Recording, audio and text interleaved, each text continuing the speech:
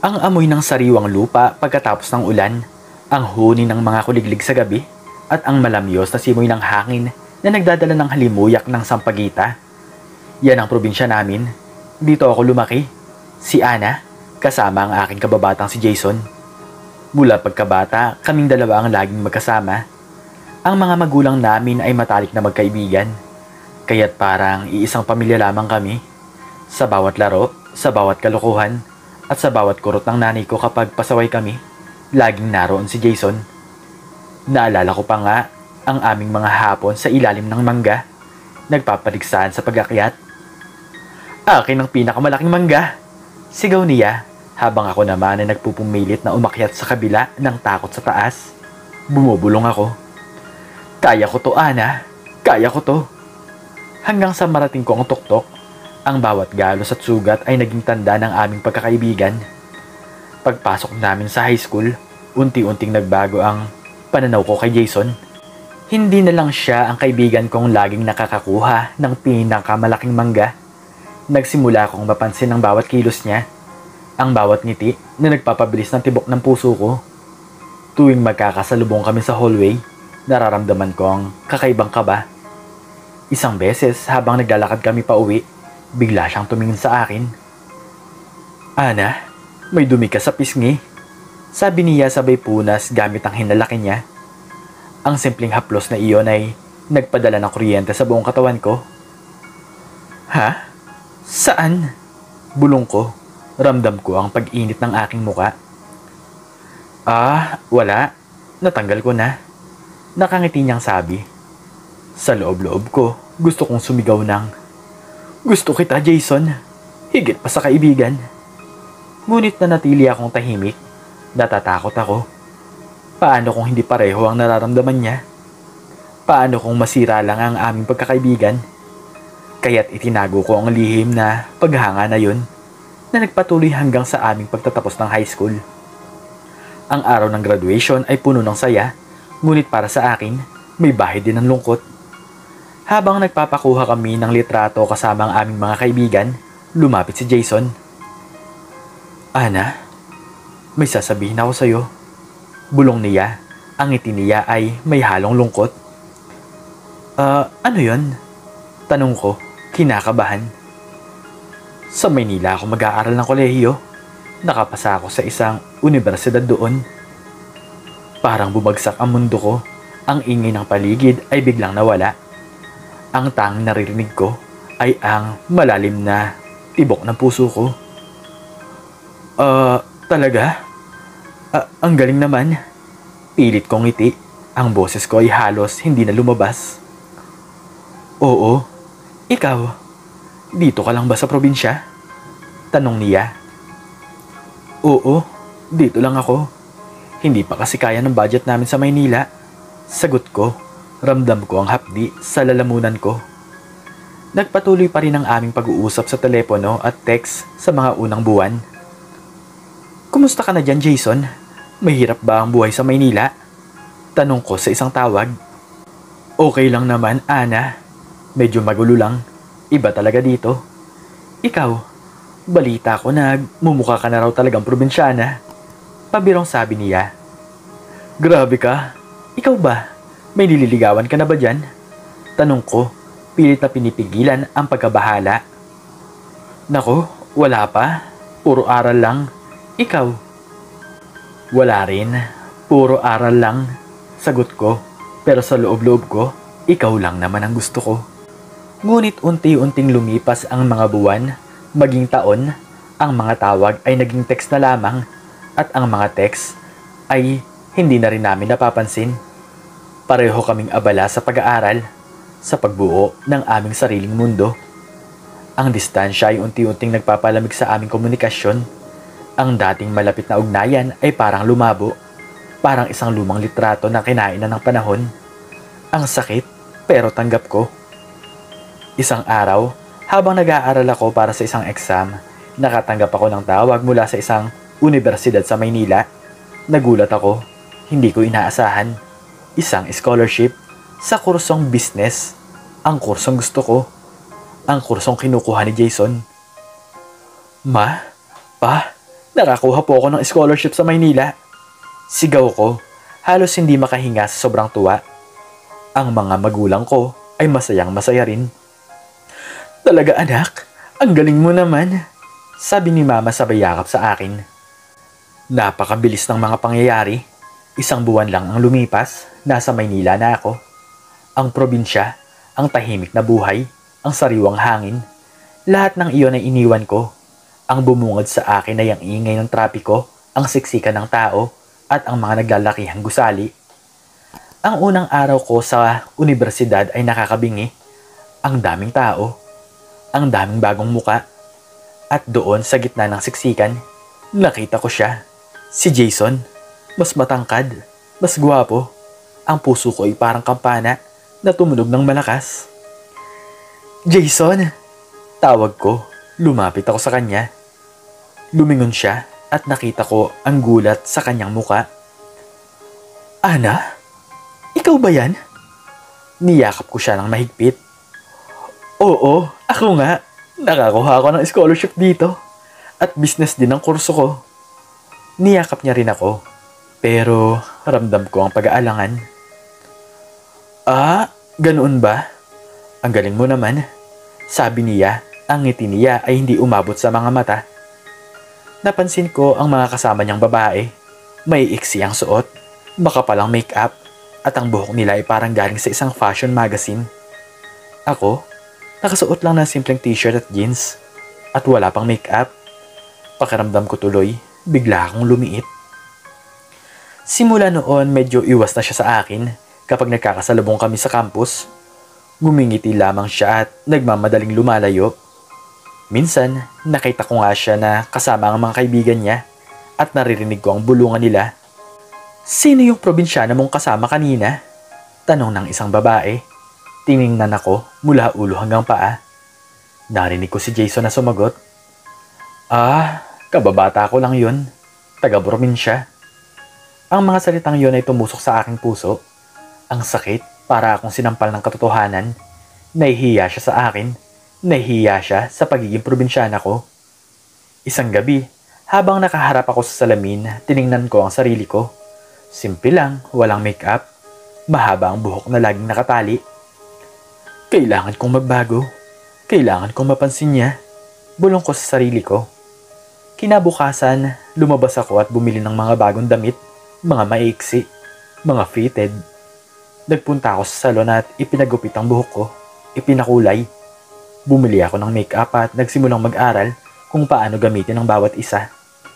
Ang bawat brush stroke sa pisngi at ang bawat kulay na ipinapahid sa labi, parang nagiging ibang tao na talaga ako.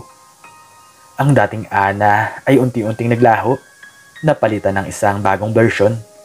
Isang Ana na handang sumabay sa agos ng Maynila. Ang mga tingin ng mga kalalakihan ay dumarami. Ang mga bulungan ay nagbago. Wow, ang ganda naman ni Ana. Oo nga, nakakaakit siya. At sa wakas, napansin din ako ni Jason. Isang araw habang naglalakad ako sa hallway, humarang siya sa akin. Ana? Gusto ko lang sabihin sa iyo na ang ganda mo. Sabi niya, ang mga mata niya ay nanlaki sa pagkamangha. Ngumiti ako. Ang ngiti na yon ay may halo ng tagumpay at kirot. Salamat, Jason. Simula noon, madalas na kaming magkasama. Nagsimula siyang manligaw. Ang bawat bulaklak, ang bawat matamis na salita, ang bawat haplos ng kamay niya ay nagpatunaw sa puso kong matagal nang naghihintay. Isang gabi sa gitna ng isang parke na nababalutan ng dilaw na ilaw, hinawakan niya ang kamay ko. Ana, mahal kita. Pwede ba kitang maging nobya? Ang damdamin na matagal ko nang itinatago ay bumuhos. Ang mga salitang matagal nang gustong lumabas sa bibig ko ay sa wakas, nabigkas. Oo, Jason. Mahal din kita. Matagal na. Niyakap niya ako ng mahigpit. Ang yakap na yon ay nagpabura sa lahat ng sakit at pagdududa. Akala ko kasi ito na ang simula ng aming fairy tale. Naging kami. Naging masaya ako sa piling niya. Kahit nagbago ang panlabas kong anyo, nanatili pa rin ang pagkatao ko. Mainhin pa rin ako. at hindi ko pinapabayaan ang pag-aaral ko. Ngunit isang gabi, niyaya niya ako sa isang bar kasama ang mga kaibigan niya. "Tara na, Ana, masaya dun," sabi niya. Ang mga mata niya ay nagkislap sa pag-asa. Nag-aalangan ako. "Jason, alam mo naman na hindi ako umiinom, wala akong bisyo." "Ayos lang yan. Diyos lang ang inumin mo. Para lang makasama mo kami." Pangumbinsi niya. Para sa kanya, sumama ako. Ang ingin ng musika, ang amoy ng alak at sigarilyo, ang siksikan ng mga tao, lahat ay bago sa akin. Binigyan ako ni Jason ng isang baso ng orange juice. "Ito, para sa iyo, Ana. Hindi to alak, ha?" Nakangiti niyang sabi. Ininom ko ang juice. Sa simula, okay lang. Pero paglipas ng ilang minuto, nagsimula akong makaramdam ng hilo. Ang mga ilaw ay parang umiikot. Ang mga tunog ay lumalabo. "Jason, naihilo ako."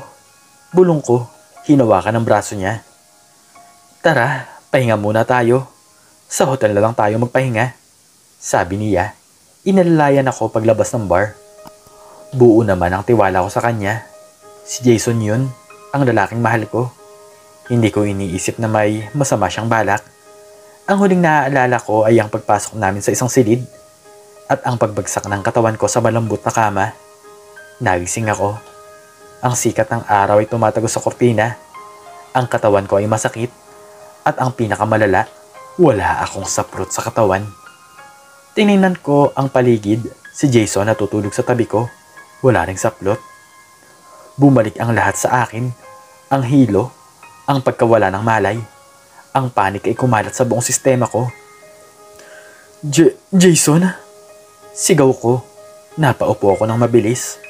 Nagising siya. Kinusot ang mga mata. "Oh, gising ka na pala." "Anong nangyari? Bakit? Bakit tayo ganito?" Tanong ko. Ang boses ko ay nanginginig. Tiningnan niya ako at bahagyang umiti. "Ano ka ba, Ana? Normal lang yan sa magkasintahan. Mahal naman kita at mahal mo rin naman ako, di ba?" Lumapit siya at niyakap ako. Hinalikan niya ako sa noo. Nalito ako. Gulong-gulo ang isip ko. Normal ba talaga to? Ngunit ang yakap niya, ang halik niya, parang nawala ang lahat ng pangamba ko. Niyakap ko siya pabalik. Tumagal ang aming relasyon. Ang mga pangyayari ay mabilis. Ang mga gabi sa bar, ang mga gabi sa hotel, naging bahagi na ng aming buhay. Unti-unting nagbago ako. Ang dating Ana na laging nag-aaral, na laging simple ay nawala. Ang mga grades ko ay bumagsak. Ang mga tawag mula sa mga magulang ko ay hindi ko na rin sinasagot. Isang araw, tumawag si Mama. "Ana, umuwi ka na muna rito. Bakasyon na sa kolehiyo. Miss na miss ka na namin." Ayaw ko sanang umuwi. Ayaw kong iwan si Jason. Ngunit ang boses ni Mama ay seryoso. "Kung hindi ka uuwi, ibabalik ka namin sa pag-aaral dito sa probinsya." Wala akong nagawa. Sumunod ako. Pagdating ko sa bahay, sinalubong ako ng mga magulang ko. Ngunit ang mga tingin nila sa akin ay puno ng pag-aalala. "Ana, anong nangyari sa'yo?" Tanong ni Mama. Hinawakan ang braso ko. "Ang payat mo. At bakit ganyan ang ayos mo?" "Ma, okay lang naman ako. Normal lang to sa Maynila." Sagot ko ng pabalang. "Normal? Hindi ka na nga nakakapag-focus sa pag-aaral mo. Bakit ganyan ang damit mo? Hindi ka ba nahihiya?" Sigaw ni Papa. Ang boss niya ay puno ng galit. "Wala na kayong pakialam. Buhay ko to. Hindi nyo naiintindihan." Sigaw ko. Ang mga luha ay nagsimulang dumaloy. "Ana, sumasagot ka na sa amin ngayon?" Ang pag-aaway ay lumalim. Hindi ko na kaya. Tumalikod ako. Kinuha ang bag ko. "Aalis na ako. Babalik na ako sa Maynila." Tumakbo ako papalabas ng bahay. Sumakay ng bus pabalik sa Maynila. Ang galit ay naghalo sa sakit. Hindi ko inakalang darating ang puntong to. Pagdating ko sa Maynila, dumiretso ako sa apartment ni Jason. Gusto ko siyang makita. Gusto kong yakapin niya ako at sabihin, okay lang ang lahat. Kumatok ako sa pinto, binuksan niya, ngunit ang bumungad sa akin ay hindi lang siya. Isang babae ang nasa likuran niya, nakasuot ang bathrobe. Nanlaki ang mga mata ko. Ang mundo ko ay parang gumuho. Jason? Sino siya? Tiningnan niya ako, walang emosyon ang muka. Ana? Siya ang bago kong girlfriend. Ang mga salitang yon ay parang patalim na tumusok sa puso ko. Ang sakit talaga, ang sakit-sakit. Ano? Pero, tayo ang magkasintahan, di ba? Ana, tigilan mo na nga. Sa tingin mo, sinaseryoso ba kita? Sino ka ba? Isang probinsyana na nagpabago ng sarili para lang mapansin ko? Hindi mo ba nakikita? Ginagamit lang kita. At ngayon sawa na ako. Sabi niya. Ang boses niya ay malamig. Walang bakas ng pagmamahal. Ang mga luha ay bumuhos, hindi ko na napigilan. Ang mga salita niya ay parang libo-libong karayom na tumutusok sa akin. Ang kahihiyan, ang sakit, ang pagsisisi, lahat ay bumalot sa akin. Ang dating Jason na mahal ko ay isang estranghero na ngayon. Ang lalaking pinagbago ko ang sarili ko para mahalin ay siya ring sumira sa akin. Tumalikod ako at tumakbo.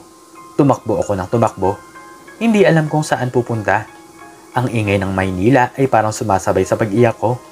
Ang bawat takbang ay may kasamang pagsisisi. Isang malaking pagkakamali. Ang pagbabago ko ng sarili para sa isang maling tao. Sa gitna ng aking pagtakbo, nakita ko ang sarili ko sa isang salamin ng isang tindahan. Ang babaeng nakita ko ay hindi ako.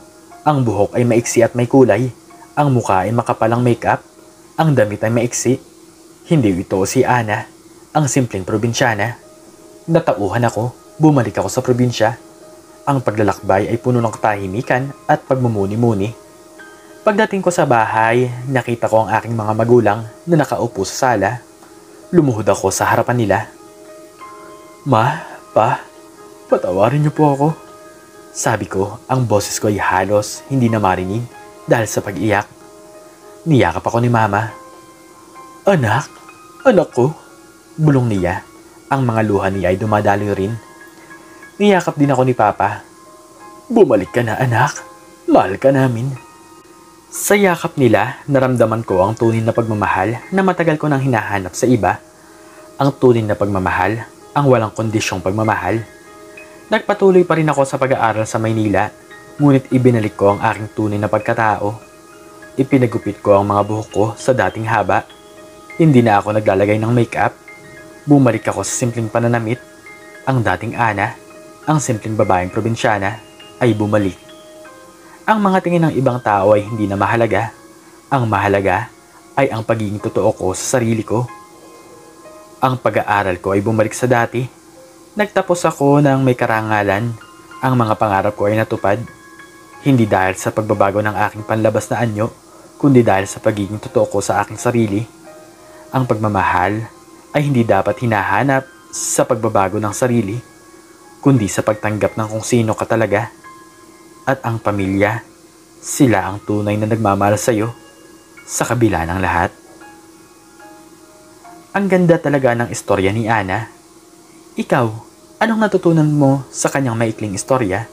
Sana naman ay nagustuhan mo ito. Please like, share, and subscribe, and click the notification bell para palagi kang updated sa mga bago kong istorya. Muli ay maraming salamat po at God bless us all.